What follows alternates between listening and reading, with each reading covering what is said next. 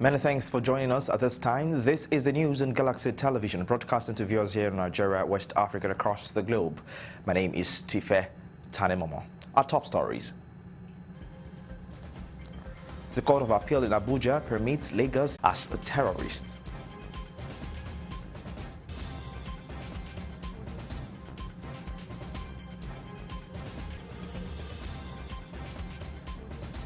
And when we travel outside Nigeria, Ethiopia's government ordered the expulsion of 7 senior United Nations officials from the country for meddling in its internal affairs. Those are top stories. We'll bring you details shortly.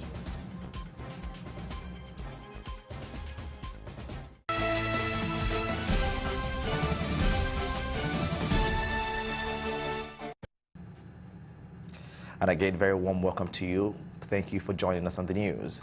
We begin with judicial matters as the Court of Appeal in Abuja has permitted and joined Lagos as the third respondent in the legal battle against the Federal Inland Revenue Service, FIRS, and the collection of value-added tax. The court held that Lagos had established rights to protect the ongoing revenue collection dispute. In its ruling, the court ordered that all processes filed in respect of the suit be served on Lagos as third respondent to enable the state respond as required by law. When we get to Port Harcourt, we'll know what to do. The matter was never in Abuja. It's just because of vacation. And the matter is Port Harcourt. There is a division of Court of Appeal in Port Harcourt. You will recall that the appeal by the FIRS is against the August 9, 2021 judgment by Justice Stephen Pam of the Federal High Court in Port Harcourt, voiding the Value Added Tax Act and holding that states could collect VAT. In arguing Lagos' application, the State Attorney General, Moyosore Onibanjo, Senior Advocate of Nigeria, said his client was a necessary party as it would be affected by the outcome of the case.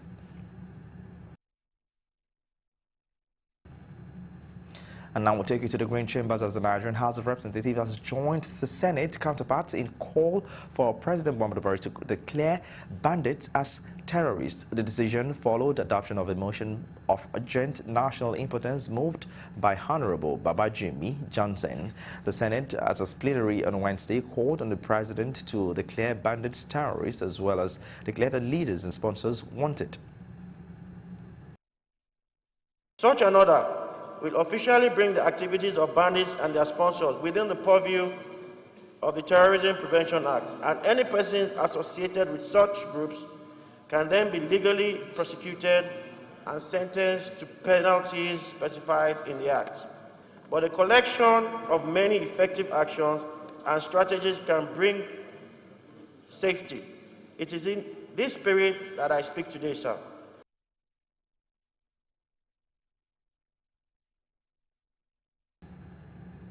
Let's stay in the Green Chambers for a moment as the House of Representatives asks the Department of State Service to deliver fully into artificial intelligence as well as advanced technologies in combating insecurity in the country.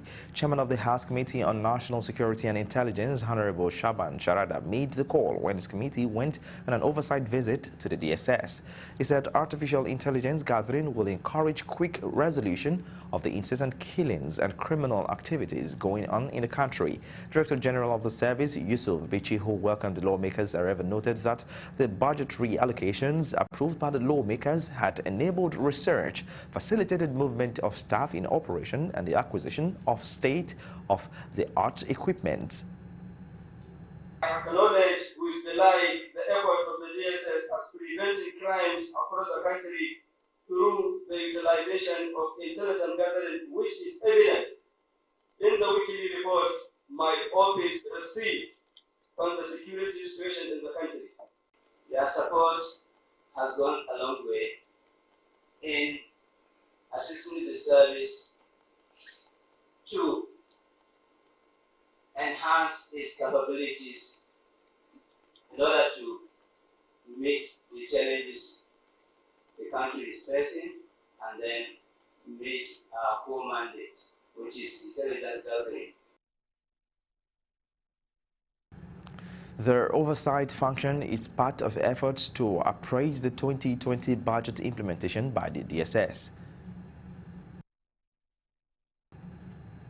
Meanwhile, the House of Representatives has expressed concerns over the rise and spate of illegal mining in Ijesha area of Osun State. These concerns were made during deliberation on the motion raised by Honorable Lawrence Ayeni from Osun State. Ayeni had moved the motion during plenary asking federal government to identify and ascertain the actual number of licensed mining operators in Ijesha land. The House, however, mandated its Committee on Solid Minerals Development to liaise with the Federal Ministry of Mines and Steel Development to ascertain and authorize licensed miners within Ijesha South Federal Constituency of the state. Meanwhile, Delta State Governor Ifeanyi Okowa has signed into law the Delta State Livestock Breeding, Rearing and Marketing Live Regulation Bill 2021 with call on the federal government to assist interested farmers to establish ranches across the country. Okowa made this known after the assenting to two bills passed by the State House of Assembly at Government House, Asaba. The bills, which were presented to Okowa for assent by the Speaker of the Assembly, Sheriff Obevori, who was accompanied by his Deputy Chief Christopher Oko, and other principal officers, were Delta State Urban and Regional Planning Bill 2021 and the Delta State Livestock Breeding, Rearing and Marketing Regulation Bill 2021. The bill, which was passed by the State Assembly on September 9, 2021, after it went through public hearings, received support from stakeholders. He said the two laws were very important to the state, added that the Delta State Livestock Breeding, Rearing and Marketing Regulations law has taken a new life of its own in the country. That we are glad that a thorough work has been done and that today Delta State can rightfully boast that we now have a law that regulates livestock breeding, rearing and marketing, and a law that also prohibits open grazing.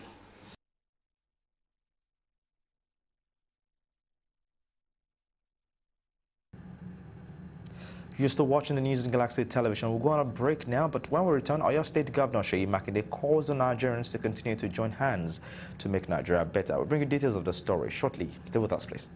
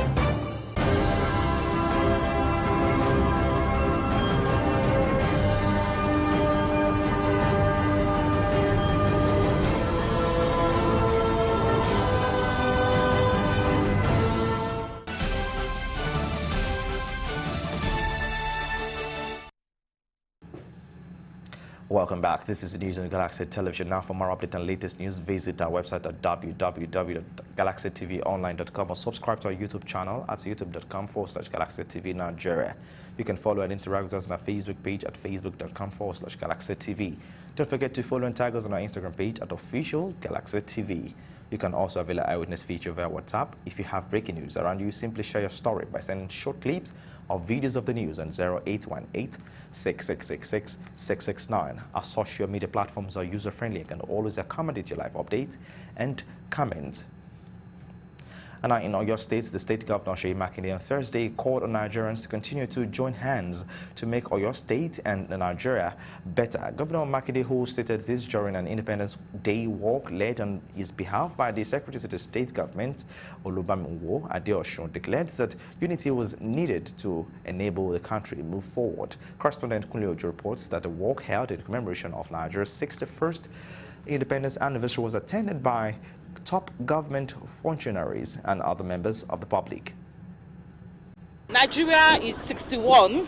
There are lots of things we need to be proud about that we've achieved as a nation, but there's still a lot of work to be done.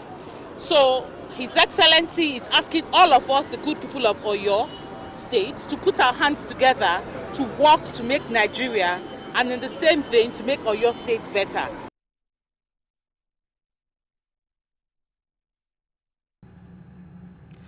The Health Ministry has again assured that despite the seeming inadequacies of the National Health Insurance Scheme, NHIS, the government is working hard to meet the high expectations of Nigerians in search of quality and affordable health care. The task of achieving universal health care delivery in Nigeria has been highlighted side by side with the NHIS formed key focus at the Healthcare Stakeholders Summit organized by the Federal Medical Center, Abuja. Galaxy's Godfrey Shemuge completes the story. This is the Managed Care Stakeholders Summit, a gathering of those who play a part in making health insurance possible amidst the obvious challenge in the country's healthcare system. All these against the backdrop of what Nigerians have tagged a flawed system. Minister of State for Health, Adeleke Mamora, in his speech at the event acknowledged the complaints of Nigerians but noted efforts to make things right. There have been calls for the review of the NHIS Act to make it mandatory the enrollment of all adult Nigerians under the NHIS, of course with their dependents. Obviously, an occasion like this will necessarily, in one way or the other, feed constructively into the narrative, thus helping to galvanize and build the requisite momentum that will ultimately result in arriving at that desired destination. Some of the stakeholders answered the question of whether the NHIS is a scam, as many Nigerians have alleged. NHIS is not a scam at all. You can't be operating a scam like the addresses that have been read today. You are aware that we have about 30,000 enrollees for years now, 2014 thereabout when we started to date. So it can be a scam. Others, including the Executive Secretary, Petroleum Equalization Fund, Ahmed Boboy, noted some of the areas the NHIS has not delivered and must now be corrected for the scheme to work. Reconciliation of medical bills and the attitude of the staff towards their patients, because this is very important. Because if the relationship between patient and medical personnel is not harmonious, is not encouraging, obviously the patient will not be happy to patronize such facilities. So, but if there is courtesy, there is understanding, there is there is empathy in relationship between patient and medical personnel, obviously things will improve. As at the moment, the coverage of NHIS is quite limited, and only people in formal sector that benefit. Even though there are some group social health insurance that are coming in, but the numbers are not quite encouraging. So we need to have a better platform within which to bring on board all Nigerians. So we are advocates of that.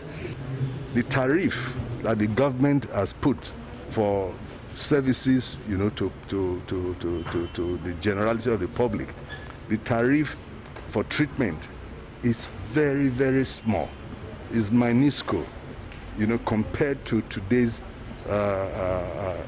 in today's economy. That's very, very small. I mean, you cannot, you know, put such figures as less than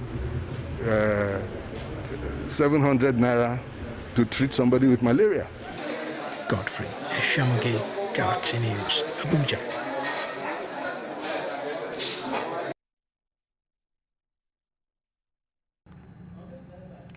And now in the southwest, Ogun State Governor Dapo Abiodun on Thursday signed into law the bill to regulate animal grazing and establishment of cattle ranching in Ogun State. Abiodun, who assented to the bill during a Security Council meeting in the State Secretariat at Oke-Moson, Abeokuta, called on the security agencies to swing immediately into action and enforce provisions of the law. He said this is a subject matter that has been discussed along the length and breadth of the country and which southern governors have discussed and endorsed.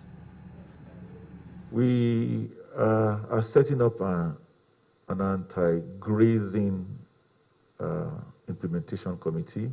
That committee will be chaired by the Honorable Commissioner for Agriculture, Dr. Dedina, and it will have its members, amongst others, will have people from our security, I think our special advisor on security. You also have the chairman of the Farmer Herders Committee that ensured that we found a lasting solution to our Farmer Herders crisis, who is going to be one of the members, and a few other people. And now to party politics. Meanwhile, People's Democratic Party has described the President Muhammadu Buhari-led administration of the worst in the history of Nigeria national life. National Publicity Secretary Kola Ologbodiyan made the description while addressing journalists as the party reviews 61 years of Nigeria's nationhood. The PDP spokesperson held that President Buhari has failed to secure the nation, making it assume a helpless situation in spite of the genuine suggestions by patriotic Nigerians, including the PDP. The PDP holds that the push by this administration to sink our nation to the precipice is evident in our daily lives. The lies, the injustices, violations, state-backed violence, impunity, nepotism, treasury looting, harsh economic policies, and accommodation of terrorism. But our nation has continued to survive by the resilient spirit of Nigerians. He congratulated Nigerians on the nation's 61st independence anniversary and urged them to use this year's occasion to further consolidate on the unity and resilience for the task ahead. Nigeria. Still tracking stories that are political party oriented, the People's Democratic Party Zoning Committee has resolved that the current offices being held by officers in the southern zones of the country be swapped with the offices currently in the northern zones of Nigeria. Raising from its meeting held in Abuja Thursday, Chairman of the committee and Governor of Enugu State, Ifeanyi Ugwuanyi, noted that zoning of offices in PDP has traditionally been between the north and south, adding that the move was not new. Ugwuanyi said the decision was taken in line with the constitution of the party on zoning, rotation of party and national offices in the interest of justice, equity and fairness. National Zoning Committee of PDP was given the mandate to zone national offices to be contested by all PDP members of the party at the PDP National Convention of the party scheduled for October 30th/31st, 2021 by the National Executive Committee of the party. The zoning committee was given the mandate to zone national offices to be contested by all PDP members at forthcoming national convention of the party scheduled for October 30th, 2021. Still tracking party politics, the Ogun State chapter of the New Nigeria People's Party (NNPP) on Thursday asked the State House of Assembly to immediately commence impeachment proceedings against Governor Dapo Abiodun and his deputy Noimot Salako Oyedele over the allegations of abdication of duty. The chairman of the party, Ogini Olaposi Sunday, who disclosed this to journalists in Abeokuta, accused Abiodun and his deputy of traveling out of the country without proper handover.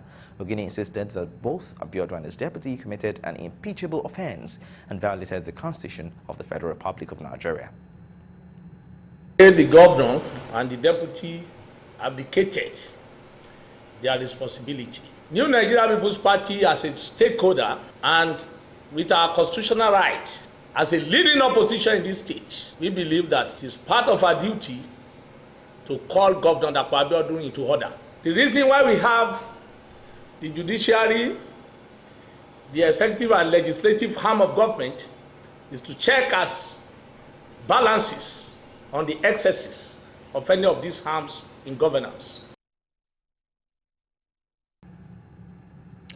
Away from party politics, the Chief of Naval Staff has charged graduating cadets of the Nigerian Defense Academy, Kaduna, to be humble and ready to learn from their superior, subordinates and soldiers alike if they are to excel in their military career. The Chief of Naval Staff also commended the NDA for upgrading and strengthening the curriculum of the academy to meet the current security challenges the country is facing. By the coming of the current commandant of the Nigerian Defense Academy, he has reviewed the curriculum of the cadets to reflect the current national security challenges, especially in the areas of counterinsurgency and counterinsurgency operations, which the cadets have been adequately equipped in that aspect.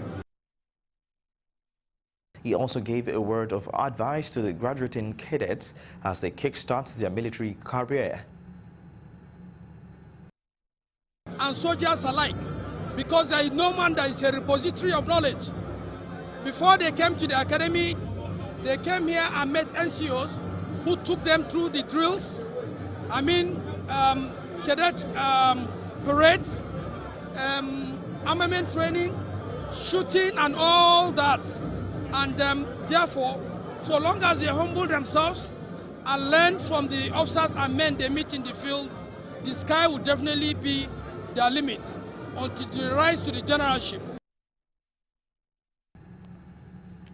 And now to crime-related matters, particularly in the southwest, operatives of the Oyo State Security Network Operation BUST have arrested 5 suspected fraudsters in Ibadan, the Oyo State capital. The suspects, according to the Director General of the security outfit, Colonel Oladipo Ajibola, who paraded the suspects before journalists were arrested in their hideout in the state capital. Correspondent Kunle Ojo reports that Colonel Ajibola, retired, revealed that the suspects and the syndicate operate with some bank officials to defraud innocent citizens of their hard-earned money. We had a distress call that there were some suspected fraudsters in Peculiar Hotel, Uduane-Elewe. We moved, we planted some of our surveillance team there. So this morning we struck and we arrested 5 of the suspects. Ajibola added that the suspects will be handed over to security operatives for further investigation, while he appealed to Nigerians to be careful in dealing with criminal-minded individuals. I came for a business in Ibadan through a friend. So along the line there was issue because it was a money transaction. So when the transaction was done, he failed to deliver the money. So as we were having issues, before we know it, we were accosted based on that.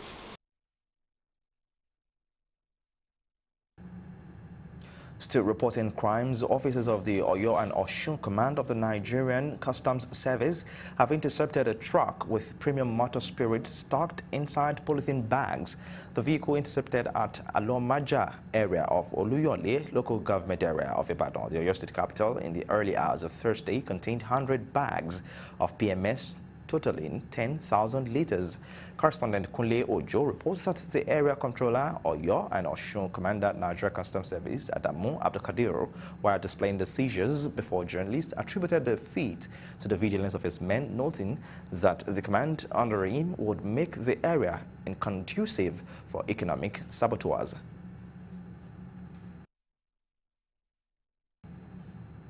And now to road safety, the Federal Road Safety Corps, FRSC, has stated that 441 trucks and articulated vehicles were involved in road traffic crashes between January and August in Ogun State. The State Sector Commander, Ahmed Umar, disclosed this during the flag-off of the command's Ember Month campaign held at Ogere Trailer Park on Thursday. Galaxy TV News reports that the theme of the Ember Month campaign is maintain safe speed, avoid night travels, and enjoy a quality road experience. The FRSC boss added that the command would further engage truck and articulated vehicle drivers to minimize accidents involving trucks and articulated vehicles. He also urged truck fleet operators in the state to engage FRSC in its recruitment of truck drivers to enhance safety of their vehicles and other road users. Umara pleaded to drivers of trucks and articulated vehicles to obey the stipulated 600 km/h speed limit by installing speed limiting devices on their vehicles.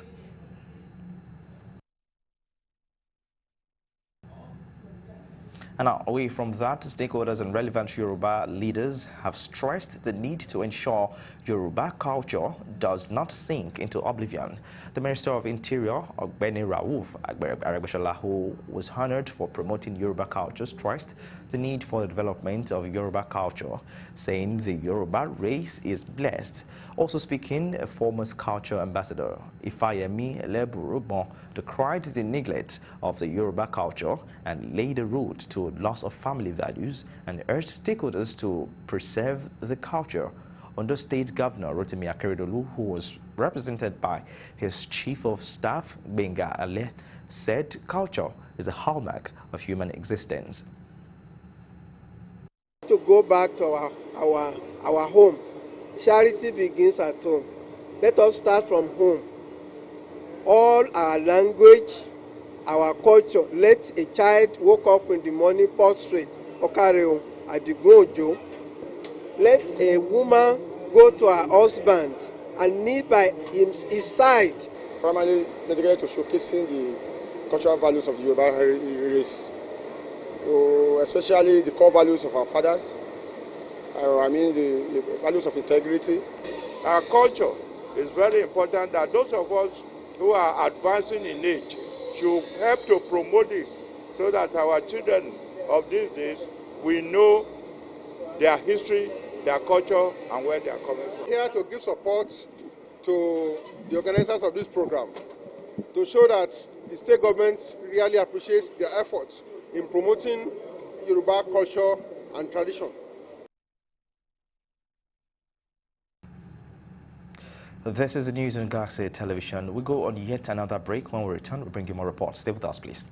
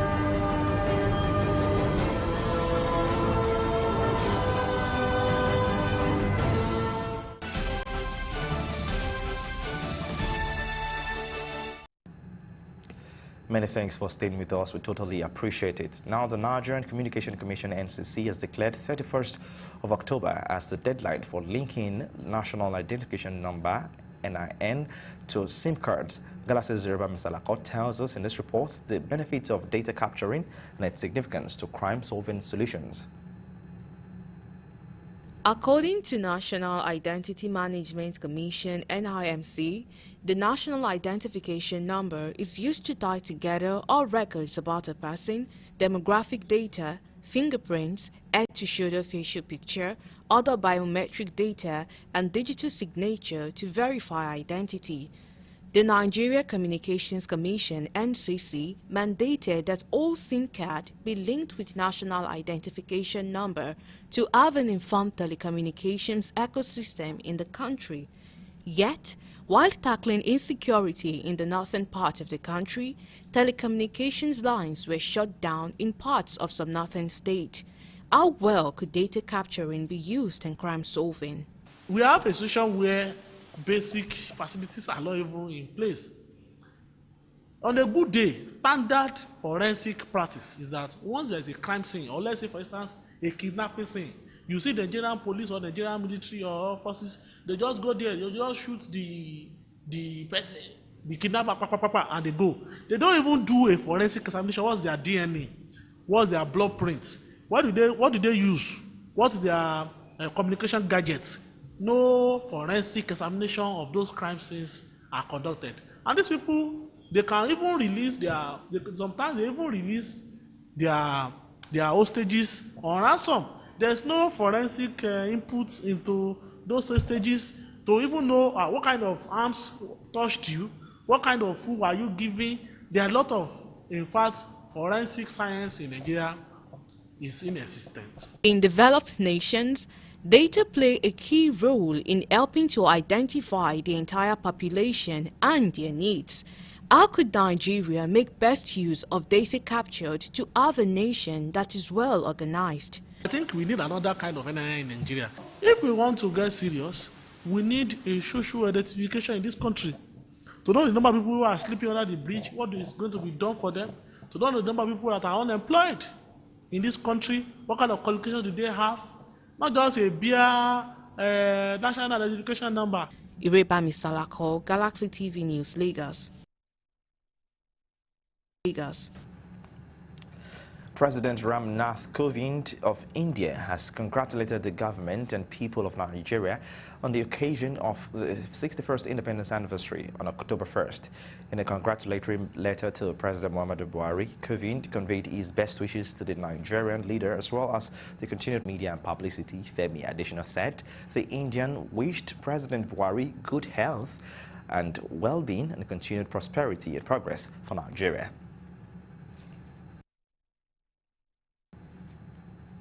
Meanwhile, as Nigeria marks its 61st anniversary, October 1st, 2021, the Delta State Commissioner of Police, Mohammed Ali, has assured residents of Delta State of a hitch-free celebration. The CP, in a statement signed by the Command Public Relations Officer, Ed Afibright, said he has ordered massive deployment of personnel across the state to provide adequate security before, during, and after the celebration to ensure protection of all residents of the state and the success of all activities lined up to mark the anniversary. According to the CP, all area commanders, DPOs, and tactical commanders have been placed on alert to cover all resort centers to avoid mischief makers causing any form of mayhem. It stressed on the command's commitment to its mandate to maintaining law and order while also protecting lives and properties of citizens in the state.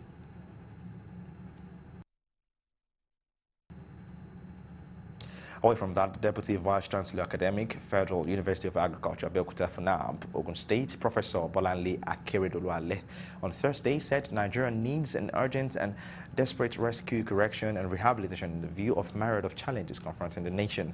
Akeredoluale, a communication expert and researcher, spoke in Abeokuta while delivering a keynote address titled Nigerian Turmoil, Nigeria Adrift, Nigeria at 61 during the 2021 Independence Day anniversary lecture organized by the Nigerian Labour Congress in Ogun State. She identified ignorance, impunity, greed, escalation, and materialism and worldliness as some of the factors contributing to the predicaments of the Nigerian situation. The contemporary situation in Nigeria is very terrible, both in scope and depth of the depravity. Nigeria today, more than ever before, is in turmoil and adrift. As mentioned earlier, it is filled with corruption, injustice, conflict, violence, fear, anxiety, insecurity. While proffering solutions, the professor of communication and language, however, called on Nigerians to embark seriously and honest self-review as part of moves to address the nation's challenges. On his part, the Ogun State Chairman, Nigeria Labour Congress, Emmanuel Bankole, said the lecture became imperative in order for the citizens to change the narrative of the country for good. Let me admonish us to look at Nigeria in as much as I want to be hopeful and as I am searching for the light at the end of the tunnel. The questions that have always resounding and reverberating in my mind are: will Nigeria be capable of self-correction? Are we the type that are not concerned about performance? We are not concerned about quality of leadership. You know, chances are, when you see good leadership and you don't appreciate, you will see the other side of it, who will come to deceive you, to cheat you, to manipulate you, and to impoverish you. You're still on to the news on Galaxy Television. We'll take yet another break. When we return, we'll bring you more stories. Please stay with us. And here is a unique opportunity to be one of Galaxy Television eyewitness reporters.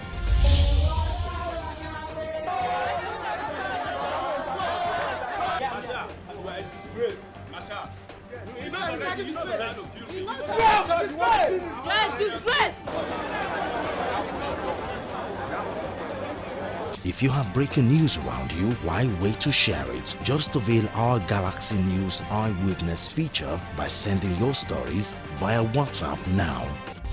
All you need to do is send clips of the news around you as they break to 0818-6666-669. You can also stand a chance of getting 2,000 Naira worth of airtime if your story is used.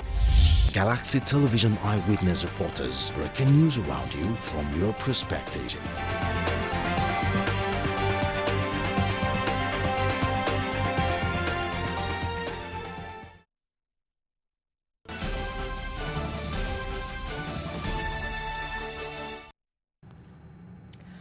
Welcome back. In continuation with the fight against smuggling across border areas, the Nigerian Customs Service says it has seized food and non-food items worth millions of naira within 2 weeks. The Customs Controller Ganiu Areva disclosed that Nigeria Customs will continue to compile the effort of the federal government in ensuring and encouraging its masses to patronize made-in-Nigeria items. The comptroller expressed worries over the high rate of smuggling in the country, while calling on smugglers to desist from such acts, as the customs officers will not relent in arresting whoever is found in the act of smuggling. He assured the military, DSS, police, civil defense of working hand in hand to continue fight against smuggling to the barest minimum in the country.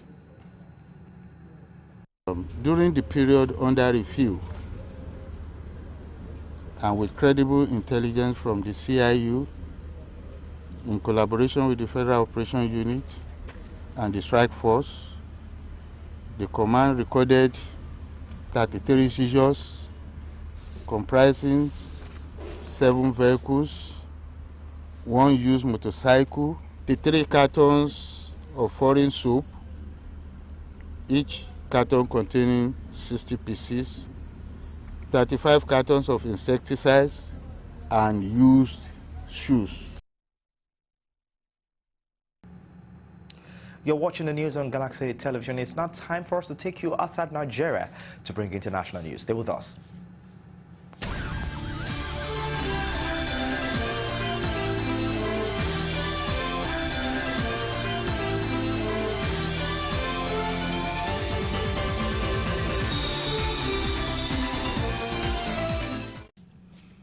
Welcome to our international news. Ethiopia's government has ordered the expulsion of 7 senior United Nations officials from the country for meddling in its internal affairs. The 7, who include individuals from the United Nations Children's Fund, UNICEF, and United Nations Office for the Coordination of Humanitarian Affairs, UNOCHA, have been declared persona non grata and given 72 hours to leave the country, a statement by the Ministry of Foreign Affairs said on Thursday. Grant Leiti, Deputy Humanitarian Coordinator for OCHA, and Adil Kodil, UNICEF representative in Ethiopia, were among those expelled.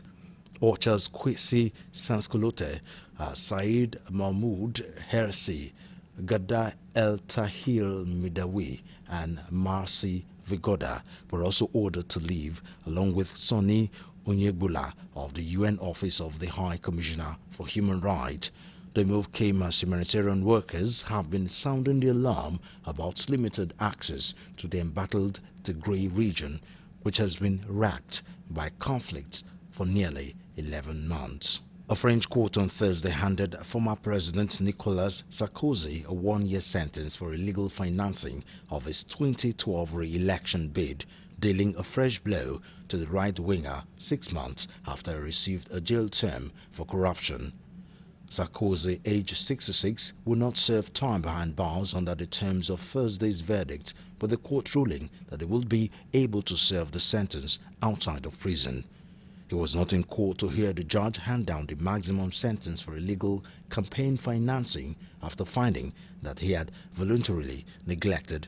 Herzog said he would appeal the verdict. The verdict, which as in the first trial means he would likely serve the term at home with an ankle bracelet if confirmed on appeal, is not the same as a suspended sentence and goes down in his record as a full prison term. Sarkozy spent nearly twice the legal limit of 22.5 million euros on his failed bid for a second term in office.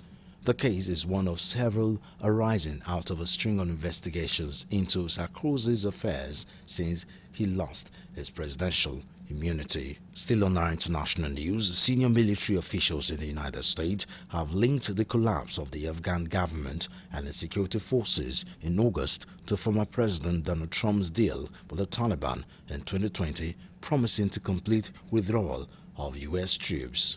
General Frank McKenzie, the head of Central Command, told the House Army Services Committee on Wednesday that once the U.S. troop presence was pushed below 2,500 as part of the Washington's bid to complete a total withdrawal by the end of August, the unraveling of the U.S.-backed Afghan government accelerated.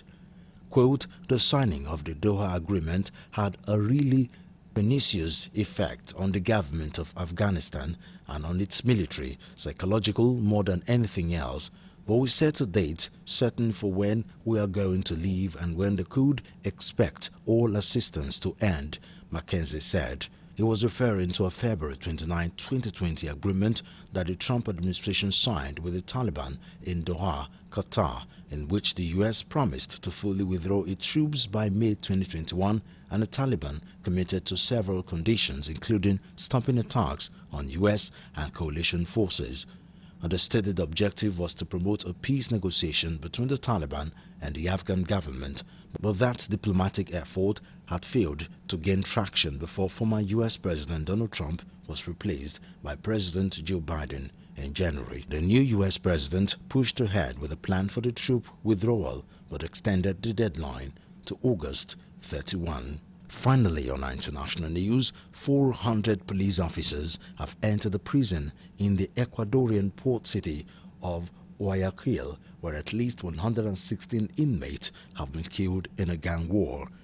The brutal prison fight first broke out on Tuesday, and officials have said on Wednesday that the jail was back under their control. But early on Thursday, neighbors said they had heard explosions and gunshots. Shortly afterwards, police said it was sending 400 officers back in to maintain order. Ecuador's police force posted video on its Twitter account of officers moving back into the Guayanas prison complex, also known as the Littoral Penitentiary. The fight first broke out on Tuesday when inmates from one wing of the prison crawled through a hole to gain access to a different wing where they attacked rival gang members. At least 6 prisoners were decapitated, others were shot, and some were killed by grenades. Police managed to get 6 cooks who were trapped in the wing where the fight happened to safety, and only 2 police officers were injured. 400 officers were again sent into Littoral Penitentiary on Thursday morning amid reports of renewed gunfire and explosions. The fact that only 2 police officers have been injured but more than 100 inmates killed strongly suggests this is a war among inmates rather than an attempt at a prison uprising. And that's our international news.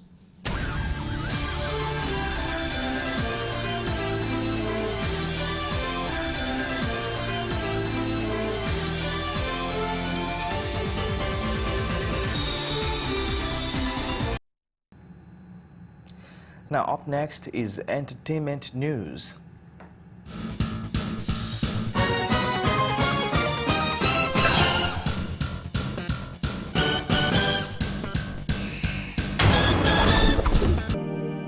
Welcome to Entertainment News. Popular Nigerian comedian Idileoye Oluwaseyitan Lawrence, allegedly better known as Sheyilo, is excited about his daughter Tiwaloluwa reaching a new age of 5.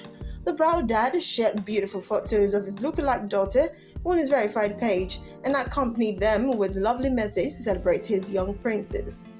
Tiwa also celebrated herself on her 5th birthday via his page, and she shared some photos her dad also shared, captioning them as, "Join me in celebration and gratitude to God Almighty. I am 5 and grateful.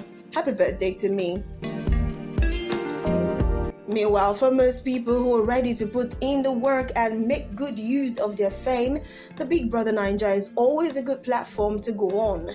For someone like Lockdown Edition star Dorothy, the past 1 year after the show has been a crazy ride for her, but she has grown immensely. Dorothy took to her Instagram page to talk about her growth and to also express appreciation to everyone who supported and cheered her on. According to her, she stood on the stage on the last day of the show as the first runner-up without an idea of what the world thought about her, disclosing that the 365 days after the show have been a roller coaster of emotions. Dorothy then expressed gratitude to her fans, friends, family members, and organizers of the Big Brother Naija show.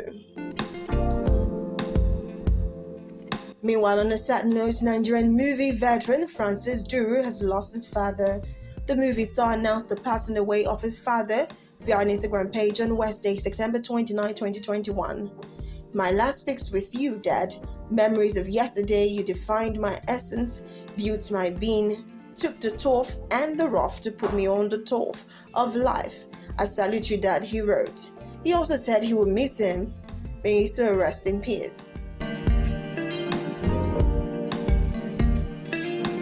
Meanwhile, Davido has disclosed how he got into trouble and had to leave the country for supporting the #EndSARS campaign. The singer, whose song Femme was used as an anthem by EndSARS protesters during the nationwide protest in 2020, opened up on Wednesday, September 29, during a chat on The Daily Show with Trevor Noah. He stated that he did not record the song, thinking the protest was going to happen. He, however, added that it was amazing watching his voice become an instrument used to request for change, but he said it got him into a lot of trouble. He told Trevor Noah he got into a lot of trouble, stating it was so bad he had to leave the country.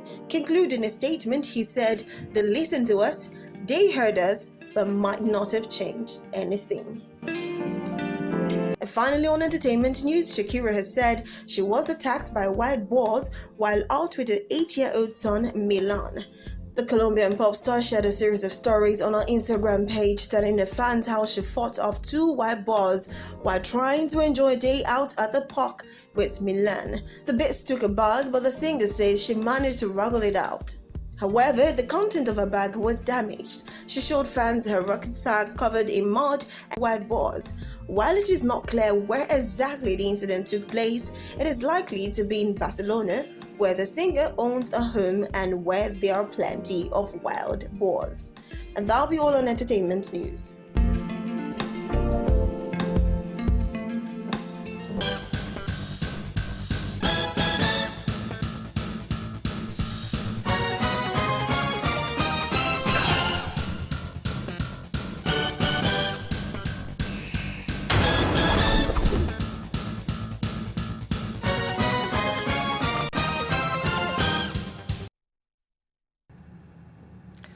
And that's the much we can take for now, but for more update and latest news, visit our website at www.galaxytvonline.com or subscribe to our YouTube channel at youtube.com/GalaxyTV Nigeria. You can follow and interact with us on our Facebook page at facebook.com/GalaxyTV. Don't forget to follow and tag us on our Instagram page as well as official Galaxy TV. You can also avail our eyewitness feature via WhatsApp. If you have breaking news around you, simply share your story by sending short clips or videos of the news on 0818-6666-669. Our social media platforms are user-friendly and can always accommodate your live updates and comments. On behalf of the entire production team here in our studio in Lagos, we say many thanks for watching the news on Galaxy Television. My name is Tife Tanimomo. Let's do this again some other time. Bye for now.